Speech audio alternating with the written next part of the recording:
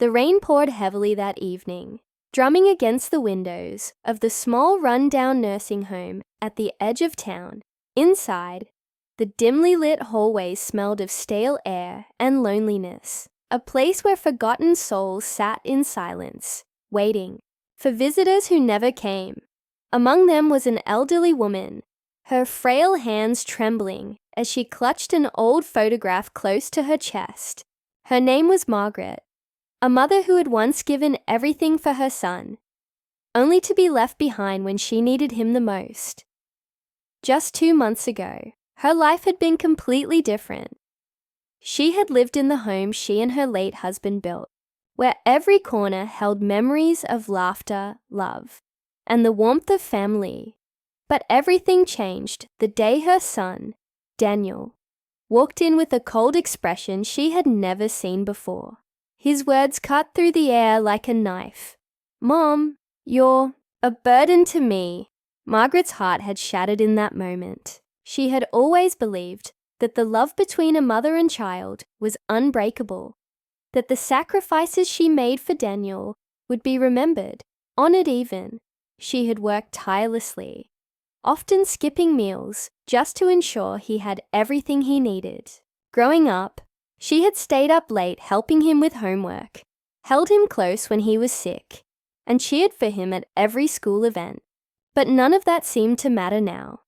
Daniel was a successful businessman, living in a luxurious home with a family of his own. He had a wife, 2 children, and a thriving career. Everything a mother could wish for her son. Yet, instead of repaying her love with kindness, he saw her as nothing more than an inconvenience. "You can't live with us, Mom. We don't have the space or time to take care of you," he had said, his voice devoid of any emotion. Margaret had pleaded, not for herself, but for the bond they once shared. "Daniel, please. I don't need much. Just a small corner, a place to rest my head. I won't get in your way." But her words fell on deaf ears. The next morning, Daniel had driven her to this nursing home, a place she had never even heard of. The building was old, its paint peeling, and the staff seemed overwhelmed. As he helped her out of the car, he didn't meet her eyes. Instead, he placed a small bag of her belongings beside her and muttered, "They'll take care of you here." And just like that, he was gone. Margaret had watched his car disappear down the road, hoping, praying that he would come back, that this was all a mistake. But days turned into weeks, and weeks turned into months, and Daniel never returned. Now, as she sat in the cold room, staring at the faded photograph of her younger son, the boy who once ran into her arms with pure joy, she wondered what had changed. Where had she gone wrong? Was love truly so fragile that it could be discarded so easily? But what Margaret didn't know was that fate had a way of turning things around, and in just a few weeks, something would happen that would force Daniel to face the consequences of his choices. Would he realize his mistake before it was too late? Or had he already lost the one person who had loved him unconditionally? The answer was coming, and when it did, Daniel would learn a lesson he would never forget. The days in the nursing home blurred together for Margaret. The mornings were cold, the nights were long, and time seemed to move slower here. The other residents, each carrying their own stories of abandonment and loneliness, were kind but distant, their eyes dull from years of waiting for someone who would never come. The nurses did their best, but they were overworked, their patience stretched thin. Meals were simple, conversations rare, and the only sounds that filled the hallways were the occasional whispers of sorrow or the beeping of medical machines. Margaret spent most of her time by the window, watching the road outside, hoping, just hoping, that Daniel would change his mind. Maybe he would remember the bedtime stories she used to tell him.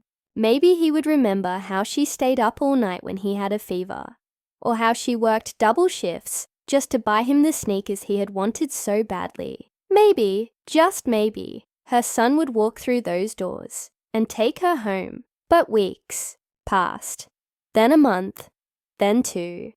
Daniel, on the other hand, had moved on with his life. In his mind, he had done what was necessary. His mother was in a place where people could care for her, and he no longer had to worry about her needs. His wife, Claire, had reassured him that they had made the right decision. "We have our own family to focus on," she had reminded him. "Your mother had her time. We can't put our lives on hold for her." He convinced himself that he was not a bad son. He had paid the necessary fees, ensured she had a roof over her head, and provided for her in the way he thought was best. But deep down, something unsettled him. Late at night, when the house was silent, memories of his mother would creep into his mind. The sound of her laughter when he made her proud. The warmth of her embrace when he was scared. The sight of her waiting at the door every evening when he came home from school. Yet he pushed those thoughts away. Life was moving fast, and he had responsibilities, meetings, deadlines, bills to pay. He had no time to dwell on the past. Then, one evening, he received an unexpected phone call. It was from the nursing home. "Mr. Carter, we need to speak with you about your mother," the voice on the other end said. Daniel's heart skipped a beat. "Is something wrong?" There was a pause. "We think you should come in." The drive to the nursing home was quiet. Daniel barely spoke to Claire, his mind racing with thoughts he had been avoiding for months. Was she sick? Had something happened? He had never bothered to check on her, never even thought to ask how she was doing. As he pulled into the parking lot, the reality of it all hit him. The building looked even worse than he remembered. Its walls cracked, the sign hanging slightly, crooked. He stepped inside, the air heavy with the scent of disinfectant and aging furniture. The nurse at the front desk gave him a tired look before leading him down the hallway. When he reached his mother's room, his breath caught in his throat. Margaret lay in bed, looking frailer than ever. Her skin was pale, her eyes sunken, and her once lively spirit seemed to have faded. She turned her head slowly, her gaze meeting his. For a moment, neither of them spoke. "Mom," Daniel finally managed to say. Margaret's lips trembled, but she didn't say anything. Instead, she reached for something on the small table beside her, a crumpled photograph. As she held it out to him, Daniel recognized it immediately. It was an old picture of the two of them, taken when he was just a boy. He was grinning, his tiny arms wrapped around her neck, and she was smiling, as if he was her entire world. "You used to love me," she whispered. Her voice barely audible. Daniel felt a lump form in his throat. He wanted to say something, to explain, but no words came out. The nurse cleared her throat, breaking the silence. "She hasn't been eating much," she said gently. "She barely speaks. We've been trying to get her to engage, but she doesn't seem to have the will anymore." Daniel swallowed hard, guilt creeping into his chest like a slow poison. He had left her here, alone, thinking she would be fine, but she wasn't. She was withering away, just like the paint on these walls, just like the memories he had tried so hard to bury. As he stood there, staring at the woman who had once been his entire world, he realized something terrifying. He was losing her, and if he didn't do something soon, it would be forever. Daniel stood frozen, gripping the photograph. In his hands, his mother's voice echoed in his mind, soft, tired, full of pain. "You used to love me." Those words cut deeper than he ever thought possible. He had convinced himself that leaving her here was the right decision, that she would be better off without him. But standing in this cold, dimly lit room, he realized the truth. She wasn't better. She was fading away, and he was the reason why. A lump formed in his throat as he pulled a chair closer to her bed. Margaret's eyes, once so full of life, now barely held a flicker of the warmth he remembered. She didn't ask why he had come. Maybe she didn't expect him to stay. "Mom," he said quietly, his voice shaking. I messed up." Margaret didn't respond right away.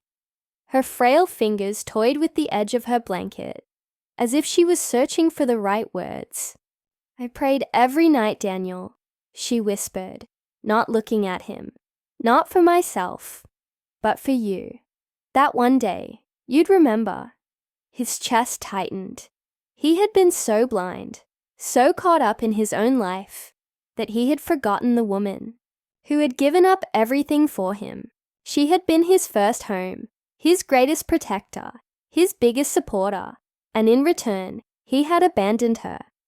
Daniel felt something warm roll down his cheek, a tear. He hadn't cried in years, but now he couldn't stop. "I do remember," he admitted, his voice barely above a whisper. "I remember everything, and I was wrong to leave you here." He reached for her hand, gently wrapping his fingers around hers. "Come home with me, Mom." Margaret's breath hitched, and for the first time in months, a small, fragile light returned to her eyes. "Home," she repeated, as if she didn't believe what she had just heard. Daniel nodded. "Yes, home, where you belong." The next morning, for the first time in 2 months, Margaret stepped outside the nursing home. Daniel helped her into the car, his hands steady, his heart lighter. As they drove away, she looked out the window, watching the place she had thought would be her final stop fade into the distance. When they arrived at Daniel's house, his wife Claire stood at the door, uncertainty on her face. She had been the one to push him into leaving Margaret at the nursing home, believing it was the best decision. But now, as she watched her husband carefully guide his mother inside, something shifted in her expression. She saw the regret in his eyes, the way he held Margaret's hand, as if he was afraid to let go again. Claire didn't say much, but that night she helped set up a comfortable space for Margaret. It wasn't just a room. It was a place filled with warmth, with love, with family. Days turned into weeks, and slowly Margaret started to heal. She smiled more. She laughed again. The loneliness that had once consumed her began to fade, replaced by the love of the son she had almost lost.